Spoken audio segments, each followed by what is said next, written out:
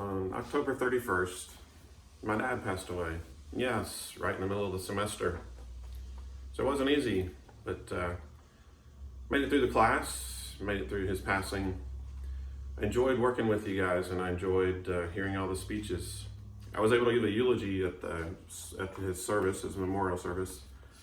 I tried to keep in mind what we learned in the class. Some of it I was able to use, not all of it. It was an emotional time, as you can imagine. But this is some of what I had to say in the ceremony. Like most kids, I learned a lot from my dad. The basics, like riding a bike, learning how to fish, even though I found out later in life he wasn't necessarily the best fisher in the world. I learned how to dress, which he did really well. He was always, had finely pressed shirts and pants. Obviously I didn't do as well as he did with that, but he did try to teach me. I also learned from him goofy stuff, like the sound of air brakes. Every time we came to a stop in the car when we were riding as a family, he'd make the sound of the air brakes as we came to a stop. I also thought he taught me how to teach Italian, words like copacetic. And he also taught me things like caffaro, which until I was about 50, I thought he was actually saying Italian. Imagine my surprise when it wasn't really what he was saying, and it wasn't even Italian. He was saying calf roped, like a cowboy in a rodeo. That was how they used to cry uncle when he was a child.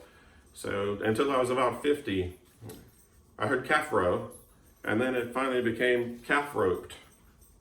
Maybe there's things about your dad as well which you think you understand for your whole life, and you'll find out later that even some of those basics, you may be surprised about what you didn't know.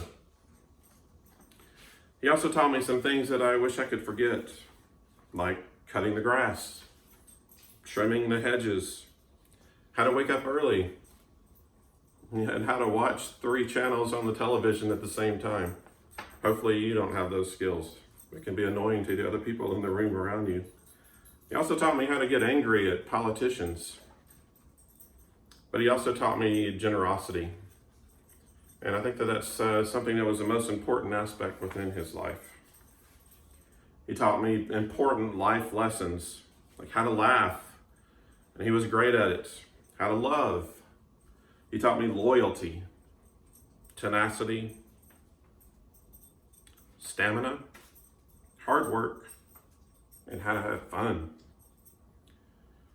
He taught me about family vacations.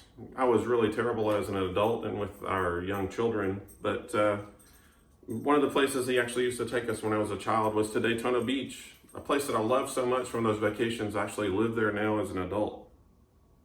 He taught me respect. He taught me happiness.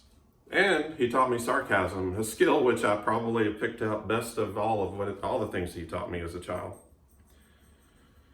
And there are some things that my dad didn't teach me, some things that I had to learn on my own, like how to cry, what heartache felt like, what fighting was like and how to fight with other people, how to be ungrateful, and how to survive a broken marriage.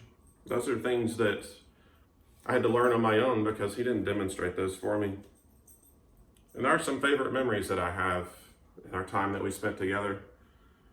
We lived in Atlanta at the time, but there was the ice storm of 1973. There was 3 inches of ice on the ground. It stayed there for days.